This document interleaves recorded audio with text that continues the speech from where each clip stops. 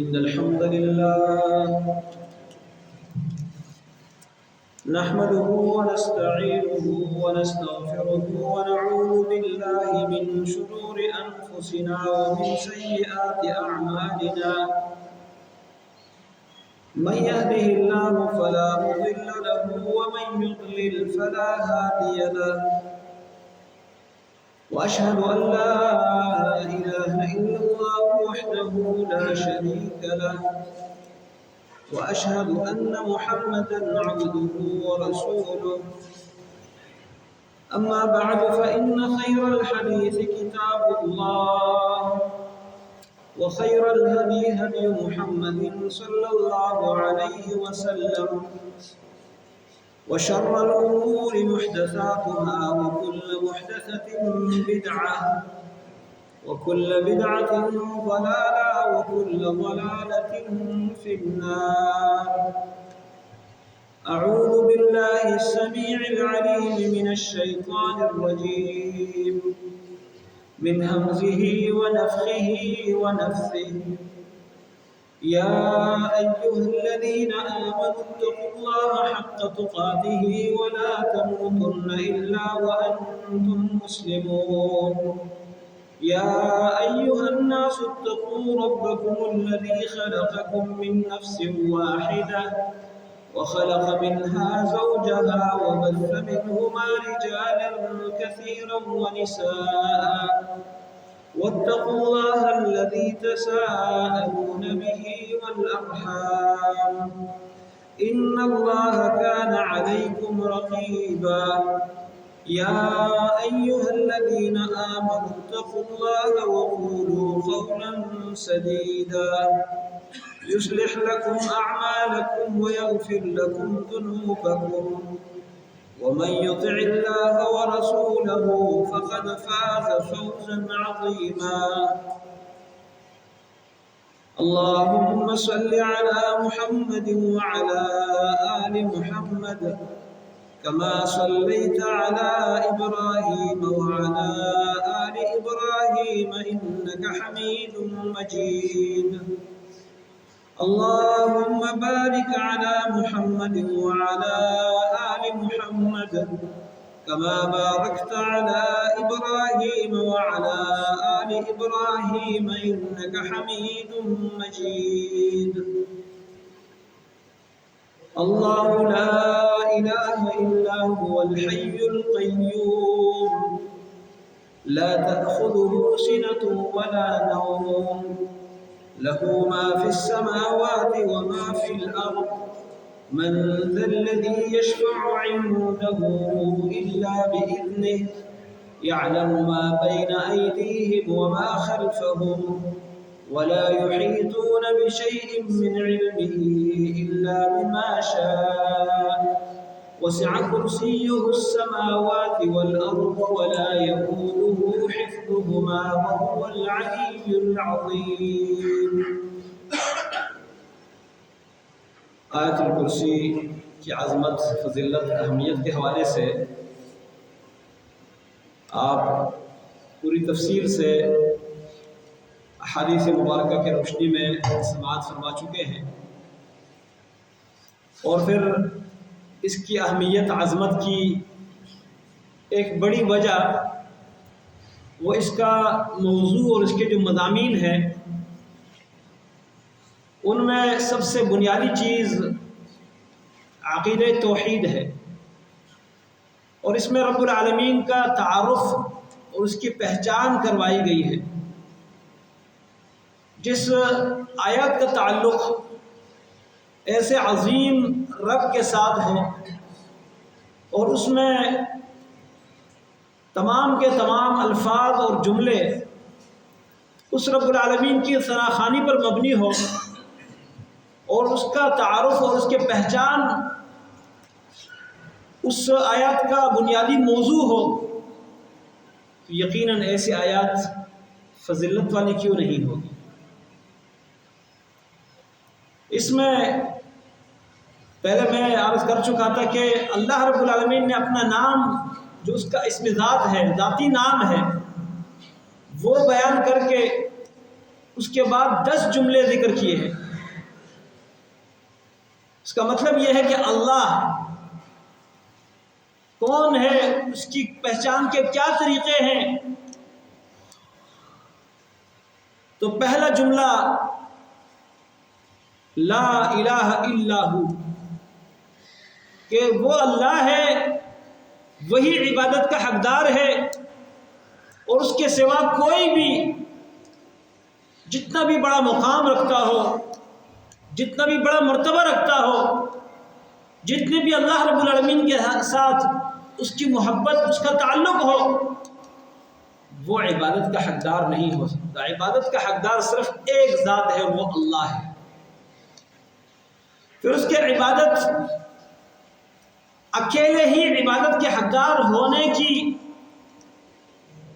مزید اللہ رب العالمین دلائل اور وجوہات بیان فرما رہے ہیں کہ صرف وہی ہی عبادت کا حقدار اس لیے ہے کہ جو صفات اس میں پائی جاتی ہیں وہ کسی اور میں نہیں ہے۔ تو دوسرے جملے میں اللہ نے فرمایا الحی القیوم، اس میں اللہ تعالیٰ کے 2 نام ہیں، ایک ہے الحی اور دوسرا ہے القیوم۔ قرآن کریم میں اللہ رب العالمین نے ان 2 ناموں کو جڑواں ذکر کیا ہے کئی مقامات پر۔ وَتَوَكَّلْ عَلَى الْحَيِّ الَّذِي لَا يَمُوتُ، یہاں پر صرف الحی ذکر کیا ہے، لیکن اکثر مقامات میں جیسے وَعَنَتِ الْوُجُوهُ لِلْحَيِّ الْقَيُّومِ، قیامت کے دن سارے چہرے حی القیوم ذات کے سامنے جھک جائیں گے۔ دنیا میں اکڑ کر چلنے والے، اپنی بادشاہت اپنے ڈنڈے سے منوانے والے، مال میں مغرور ہو کر تکبر کرنے والے، سارے کے سارے اللہ کے سامنے جھک جائیں گے، کیونکہ وہ کیا ہے؟ الحی القیوم۔ اسی طرح قرآن کریم کے مختلف مقامات میں اللہ رب العالمین نے الحی القیوم ان دونوں کو ایک ساتھ ذکر کیا ہے، اور دونوں کو ساتھ ذکر کرنے میں بہت سے فوائد بھی ہیں اور بہت سی مطابقتیں بھی ہیں، یعنی دونوں کے درمیان موافقت اور مطابقت ہے۔ جو حی ہے وہ قیوم ہے۔ اب اس سے معلوم ہوا کہ عبادت کرنے کے لیے جو ہستی اہل اور قابل ہے، حقدار اور مستحق ہے، اس میں یہ صفت ہونی چاہیے الحی، اور یہ صفت صرف ایک ہی ذات میں ہے، وہ ذات کون ہے؟ اللہ تعالیٰ کی ذات۔ الحی اس کا معنی کیا ہے؟ جو اپنی زندگی میں وجود میں آنے میں کسی کا محتاج نہ ہو، جس کی زندگی کامل زندگی ہو، اس کا کوئی آغاز نہ ہو اور اس کی کوئی انتہا نہ ہو۔ دنیا میں کوئی اور ایسا نہیں۔ کچھ نہیں تھا تو ایک اللہ تھا، کچھ نہیں رہے گا تو ایک اللہ رہے گا۔ وہ بلا ابتدا اور بلا انتہا زندگی کا مالک ہے۔ اس کی زندگی کسی کی عطا کردہ نہیں ہے، اس کی زندگی اصلی اور ذاتی ہے الحی۔ اگر کوئی اور ایسی ہستی ہو تو وہ لائی جائے، پیش کر دی جائے، جس کی عبادت ہو، لیکن اگر کوئی اور ایسی ہستی نہیں ہے تو پھر اس کے سوا کسی اور کی عبادت وہ جائز نہیں۔ چاہے ملائکہ ہوں، وہ بھی اللہ کے پیدا کردہ ہیں، ان کی زندگی بھی حیات مستعار ہے، اللہ نے دی ہے ان کو، اصلی زندگی نہیں جو خود بخود ان کو حاصل ہو، بلکہ وہ اپنے زندہ رہنے میں اور زندگی کے حصول میں محتاج ہیں کس کے؟ اس عظیم رب کے۔ اور جو محتاج ہو اپنی زندگی میں، وہ معبود کیسے ہو سکتا ہے؟ انبیاء ہیں، بہت اونچا مقام رکھنے والے، بڑے بڑے برگزیدہ نبی گزرے ہیں، لیکن سب کے سب اپنی زندگی میں اللہ کے محتاج ہیں۔ ان کو اللہ نے پیدا کیا ہے، آدم علیہ السلام، نوح علیہ السلام، ہود علیہ السلام، صالح علیہ السلام، شعیب علیہ السلام، ان کے بعد ادریس علیہ السلام، یونس علیہ السلام، ابراہیم خلیل اللہ علیہ السلام، ابراہیم علیہ السلام کی نسل سے پیدا ہونے والے تمام انبیاء بنی اسرائیل کے، اسحاق، یعقوب، یوسف، موسیٰ، ہارون، عیسیٰ، اور ان کے علاوہ دیگر علیہ السلام، اسی طرح ابراہیم علیہ السلام کی نسل میں سے پیدا ہونے والے سیدنا اسماعیل علیہ السلام، ان کی نسل میں سے آخری نبی امام الانبیاء محمد رسول اللہ صلی اللہ علیہ وسلم، سب کے سب اللہ کی مخلوق ہیں، اللہ کے پیدا کردہ ہیں۔ اس کا مطلب یہ ہے کہ وہ اپنے پیدائش میں محتاج ہیں، اور پیدا ہونے کے بعد زندگی کے حصول کے لیے، زندگی کو باقی رکھنے کے لیے جو اسباب ہیں ان میں بھی وہ محتاج ہے کس کے؟ ایک اللہ کے۔ اور جو محتاج ہو وہ معبود نہیں ہو سکتا۔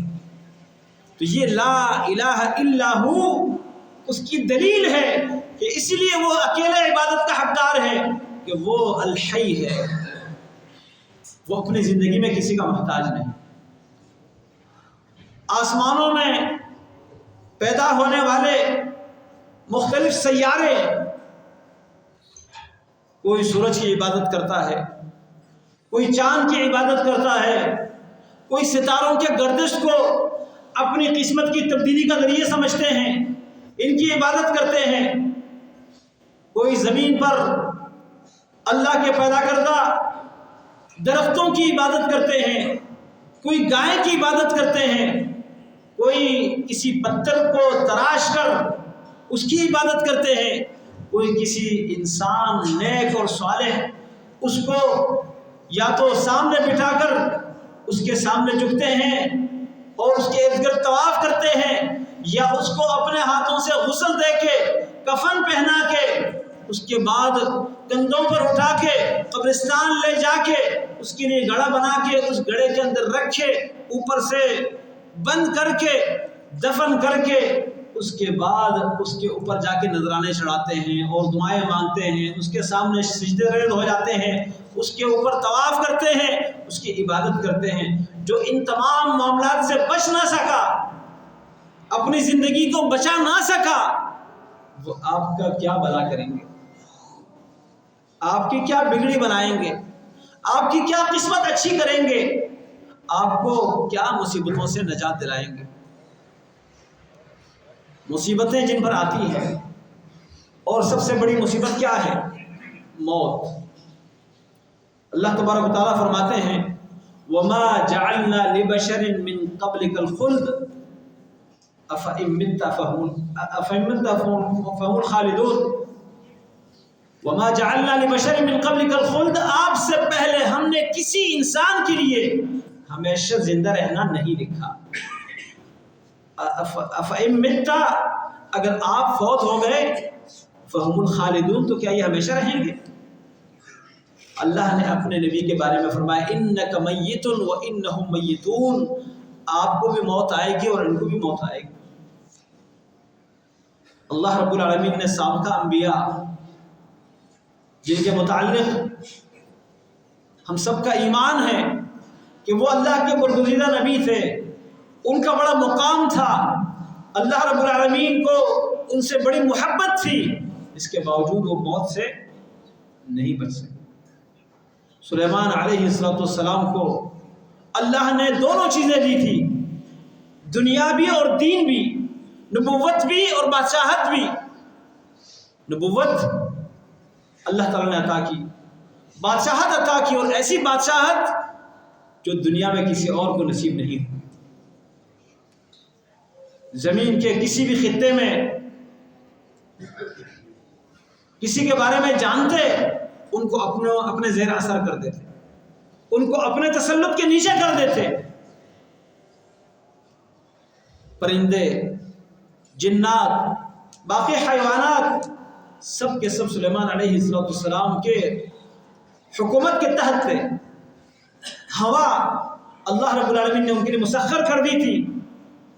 ہوا کو کہتے کہ میرے تخت کو فلان جگہ لے جاؤ، 1 مہینے کا سفر ایک صبح کے ٹائم میں ہو جاتا یا ایک شام کے وقت میں ہو جاتا۔ یہ اللہ نے دیا تھا۔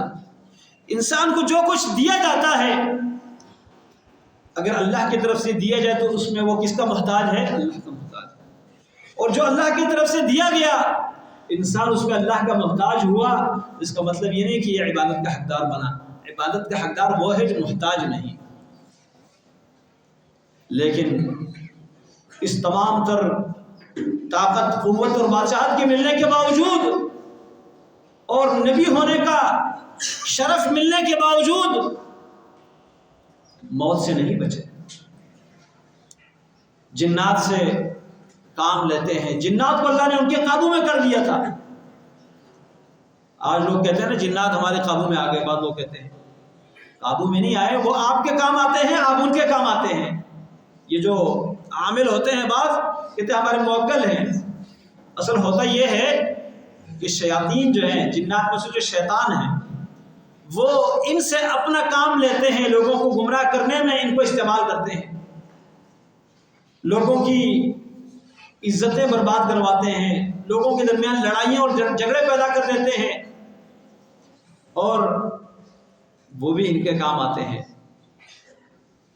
لوگوں کا عقیدہ پختہ کرنے کے لیے، لوگوں کو مطمئن کرنے کے لیے ان کے کام آتے ہیں۔ حدیث میں رسول اللہ صلی اللہ علیہ وسلم نے فرمایا ہے کہ یہ شیاطین جو ہیں ایک دوسرے کے اوپر کھڑے ہو کے ایک ٹاور بناتے ہیں، اور جنات کے اندر خاصیت یہ ہے کہ ہوا میں بھی ٹہر سکتے ہیں۔ انسان پر کھڑا ہو جائے، اوپر کسی چیز کا سہارا نہ ہو تو گر جاتا ہے، لیکن یہ جنات ایک دوسرے کے اوپر کھڑے ہو جاتے ہیں، پانی کے اوپر بھی اوپر ہی رک جاتے ہیں، ان کو اللہ نے یہ صلاحیت دی ہے۔ تو فرمایا ایک دوسرے کے اوپر کھڑے ہو کے ٹاور بناتے ہیں، آسمان کے کناروں تک پہنچنے کی کوشش کرتے ہیں۔ وہاں اللہ تعالیٰ نے فرشتوں کی جو ذمہ داریاں لگائی ہے کہ صبح آپ نے یہ کام کرنا ہے۔ اب فرشتوں کا جو امیر ہوتا ہے، سربراہ ہوتا ہے فرشتہ، جیسے ملائکۃ الموت مختلف فرشتے ہیں، روح لینے کے لیے آتے ہیں، لیکن ان کا امیر ایک ملک الموت اللہ نے ذکر کیا، ملک الموت۔ تو ملک الموت اپنے ماتحت جو اس کے فرمان بردار فرشتے ہیں، ان کو کسی کا کہتے ہیں کہ آج فلاں جگہ جانا ہے، فلاں کی روح لینی ہے، فلاں کرنا ہے، اسی طرح دیگر فرشتوں کی ذمہ داریاں ہوتی ہے۔ تو یہ آدھی تھوڑی بات سن لیتے ہیں، اوپر سے فرشتے ستارہ مارتے ہیں، شعلہ مارتے ہیں، یہ باغ آتے ہیں، بکھر جاتے ہیں، لیکن جو تھوڑی چھوٹی موٹی بات سنی ہوتی ہے، آدھی سنی آدھی نہیں سنی، وہ بات لا کے کسی نجومی کے کان میں ڈال دیتے ہیں۔ صحیح حدیث ہے، کسی کاہن اور نجومی کے کان میں جو لوگوں کو بتاتے ہیں کہ ہم غیب جانتے ہیں، کل یہ ہوگا، پرسوں یہ ہوگا، ان کے کان میں ڈال دیتے ہیں۔ وہ اس ایک سچی بات جو جنات کے ذریعے اس تک پہنچی ہے، اس کے ساتھ 100 باتیں اور ملا لیتے ہیں، اور لوگ اس ایک بات کے سچ ہونے پر اس کے ہر بات کو سچ سمجھنے لگتے ہیں۔ یہ شیاطین کیا کرتے ہیں؟ لوگوں کا عقیدہ بنانے کے لیے اس کو خبر پہنچا دیتے ہیں۔ لیکن سلیمان علیہ السلام ان کو جو حکومت نصیب ہوئی، انہوں نے اللہ سے دعا کی، وَهَبْ لِي مُلْكًا لَا يَنبَغِي لِأَحَدٍ مِّن بَعْدِي، اللہ مجھے ایسی حکومت عطا کر دے جو میرے بعد کسی کے لیے لائق نہ ہو۔ رسول اللہ صلی اللہ علیہ وسلم ایک دن نماز پڑھا رہے تھے، نماز پڑھاتے ہوئے آپ پیچھے ہٹ گئے، پھر آپ آگے بڑھے، تو صحابہ کرام نے بعد میں پوچھا کہ اللہ کے نبی صلی اللہ علیہ وسلم نماز کے دوران پیچھے آ گئے پھر آگے بڑھ گئے؟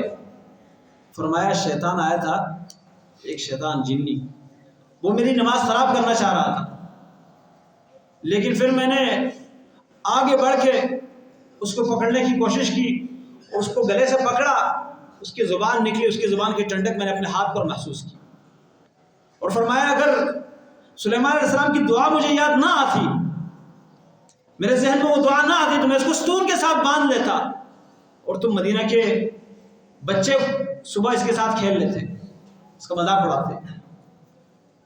یہاں محدثین نے لکھا ہے کہ سلیمان علیہ السلام کی دعا یاد نہ آتی تو آپ اس کو کنٹرول کر سکتے تھے، کنٹرول تو کر سکتے تھے، لیکن اس کے شر سے بچنا ممکن نہیں تھا، وہ کسی نہ کسی طریقے سے نقصان پہنچاتا، اور سلیمان علیہ السلام کو نقصان نہیں پہنچا سکتے تھے، اس لیے کہ ان کی دعا تھی وَهَبْ لِي مُلْكًا لَا يَنبَغِي لِأَحَدٍ مِّن بَعْدِي۔ تو سلیمان علیہ السلام کے قابو میں تھے یہ جنات، اور اللہ تعالیٰ فرماتے ہیں وَمِنَ الشَّيَاطِينِ كُلَّ بَنَّاءٍ وَغَوَّاصٍ، شیطانوں میں سے بھی ہم نے ہر غوطہ خور اور ہر آبادی بنانے والا سلیمان علیہ السلام کے تابع کر دیے تھے۔ اسی طرح بعض بڑے سرکش شیاطین تھے، وَآخَرِينَ مُقَرَّنِينَ فِي الْأَصْفَادِ، وہ زنجیروں میں جکڑے ہوئے رکھتے تھے سلیمان علیہ السلام کو، لیکن بیت المقدس کی تعمیر کا کام ان جنات سے سلیمان علیہ السلام نے لیا۔ اب وہ ڈر کی وجہ سے، سلیمان علیہ السلام کے رعب کی وجہ سے کام کر رہے تھے، سلیمان علیہ السلام کی زندگی پوری ہو گئی، موت آ گئی، ایک لاٹھی کے اوپر ہاتھ ٹیکتے ہوئے کھڑے ہیں، اسی دوران ان کی موت واقع ہوئی ہے، گر نہیں رہے، اللہ رب العالمین نے گرنے سے بچایا، شیاطین سے کام لینا تھا، بیت المقدس کی تعمیر کروانی تھی، اب وہ بڑا مشکل کام کر رہے تھے، اللہ رب العالمین فرماتے ہیں کہ جب سلیمان علیہ السلام کی موت آ گئی، جنات کو اس کا پتہ نہیں چلا، ما دلهم على موته الا دابۃ الارض تاکل من ساعته، قرآن میں ہے، فرمایا سلیمان علیہ السلام کی موت کی خبر ان جنات کو جو کام کرنے والے تھے ان سے مرعوب تھے، سمجھ رہے شاید ہی ہمارے اوپر کھڑے ہیں، نگرانی کر رہے ہیں، ان کو موت کا نہیں پتہ چلا، فرمایا موت کی خبر ان کو کیسے ہوئی؟ زمین کے ایک کیڑے کی وجہ سے، زمین کے ایک کیڑا جس کو ہم دیمک کہتے ہیں، تاکل من ساعته، ان کی لاٹھی کو یہ کیڑا کاٹ رہا تھا، کھا رہا تھا، اور جب فرمایا فلما خر، جب دیمک لاٹھی کو کھاتے کھاتے دیمک کے اوپر، وہ لاٹھی کے اوپر مزید وہ لاٹھی برداشت نہ کر سکی، لاٹھی ٹوٹ گئی تو یہ گر گئے، فلما خر، جب سلیمان علیہ السلام گرے تبینت الجن، جنات کو پتہ چلا ان لو كانوا يعلمون الغیب ما لبثوا فی العذاب الشدید فی العذاب العلیم، کہ سلیمان علیہ السلام کی خبر کا، موت کا اگر ہمیں پہلے پتہ چلتا تو اتنے مشکل عذاب میں ہم وقت نہ گزارتے، اتنے مشکل کام میں جو ہم نے وقت گزارا ہمیں تو پتہ نہیں تھا کہ یہ فوت ہو گئے ہیں۔ اب سلیمان علیہ السلام کے بارے میں اللہ کیا فرمایا؟ ان پر بھی موت ہے، ما دلهم علی موتہ، موت سے کوئی بچ نہیں سکتا، بڑا عظیم بادشاہ بھی ہے، عظیم نبی بھی ہے، عظیم نبی کے بیٹے بھی ہیں، لیکن اس کے باوجود موت، اینما تکونوا یدرککم الموت، جس کو موت آتی ہے وہ معبود نہیں بن سکتا، جس کی زندگی اپنی نہ ہو، اللہ کی عطا کردہ ہو تو وہ معبود نہیں ہو سکتا، لیکن اللہ تعالیٰ ایسی ذات ہے الحی، جو کیا ہے ہمیشہ سے ہمیشہ تک زندہ رہے، اور اس کی زندگی اپنی ذاتی زندگی ہے، کسی نے دی نہیں ہے اس کو، ایسی کوئی ہستی نہیں ہو سکتی، جب نہیں ہو سکتی تو پھر عبادت کے حقدار وہی ہستی ہے، اسی لیے نبی علیہ السلام حدیث میں اکثر ان الفاظ کے ساتھ اللہ تعالیٰ کو پکارتے ہیں، آپ صلی اللہ علیہ وسلم نے پریشان حال کے لیے جو دعا بیان فرمائی ہے،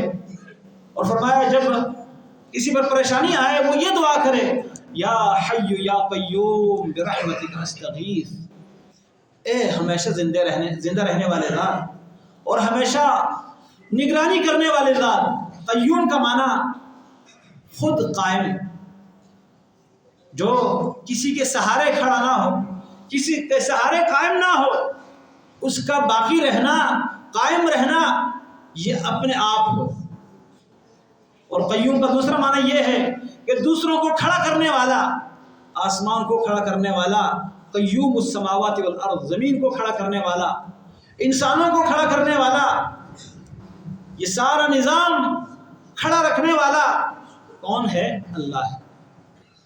تو نبی علیہ السلام دعا کرتے تھے اور دعا سکھاتے ہیں، یا حی یا قیوم، اے ہمیشہ زندہ رہنے والے، ہمیشہ تمام مخلوقات کو قائم رکھنے والے، برحمتی کا استغیث، میں تیری رحمت کے ساتھ تجھ سے فریاد کرتا ہوں۔ اسی طرح آپ صلی اللہ علیہ وسلم رات کے وقت نماز میں اٹھتے ہیں، استفتاح کی جو دعا ہے سبحانک اللہم و بحمدک جو ہم پڑھتے ہیں، اس کے علاوہ کئی دعائیں نبی علیہ السلام سے ثابت ہے۔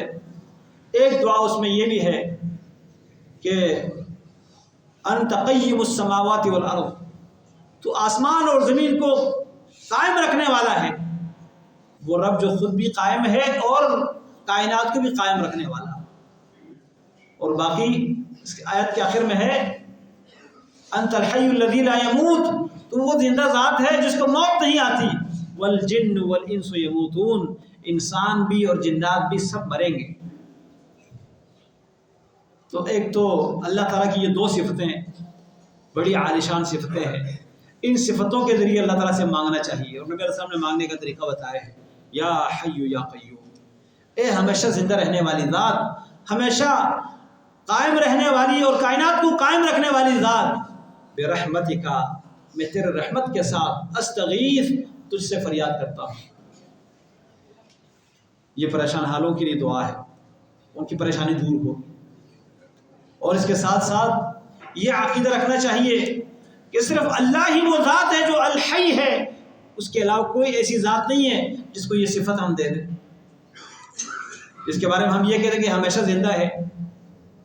سیدنا خضر علیہ السلام کے بارے میں کچھ لوگوں نے یہ جھوٹی بات مشہور کی ہے کہ وہ زندہ ہے۔ یہ بات غلط ہے۔ غلط اس لیے ہے کہ اللہ رب العالمین فرماتے ہیں وما جعلنا لبشر من قبلک الخلد، آپ سے پہلے بھی جتنے انسان گزرے ہیں ان کے لیے ہم نے ہمیشہ زندہ رہنا نہیں لکھا۔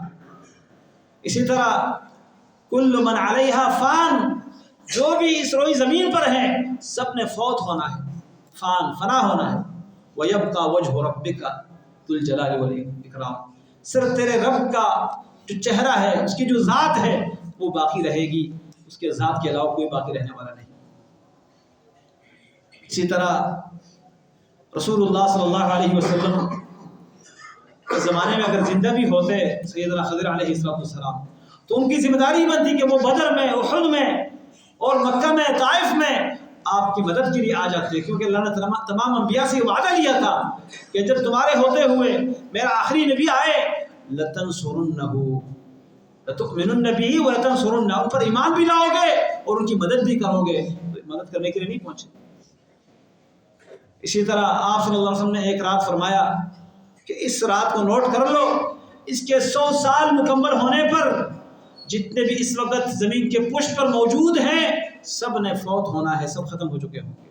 اگر اس ٹائم زندہ بھی ہوتے تو وہ اس حدیث سے 100 راتوں کے بعد، 100 سالوں کے بعد وہ فوت ہو جاتے، 100 سالوں کے بعد تک۔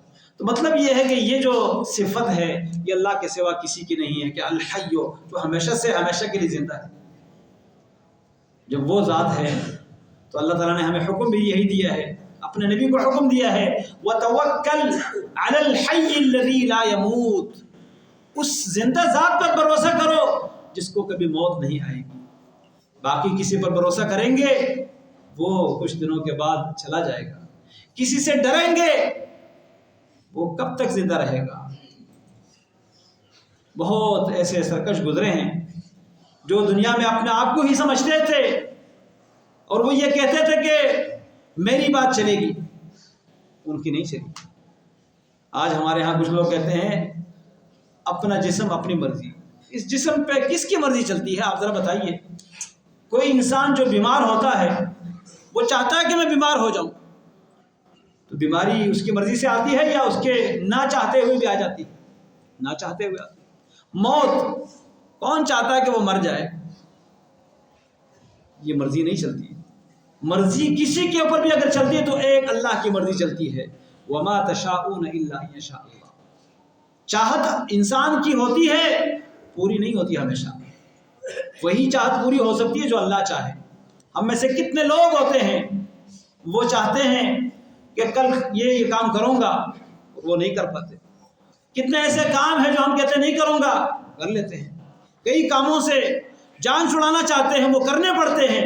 کئی کام ہم کرنا چاہتے ہیں، نہیں کر پاتے کیونکہ ہماری اپنی مرضی نہیں ہے. یہ جسم اگر قائم ہے تو یہ اللہ کی مرضی سے قائم ہے.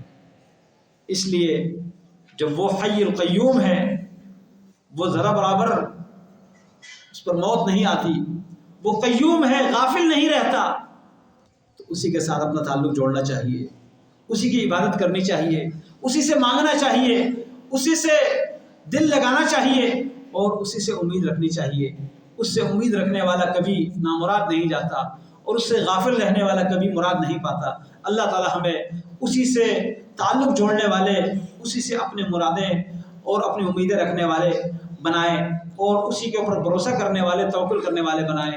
اللہ رب العالمین ہمیں توحید کا عقیدہ صحیح معنوں میں سمجھنے کی اور اختیار کرنے کی توفیق عطا فرمائے. اقول قولی ھذا واستغفر اللہ لی ولکم ولسائر المسلمین والمسلمات.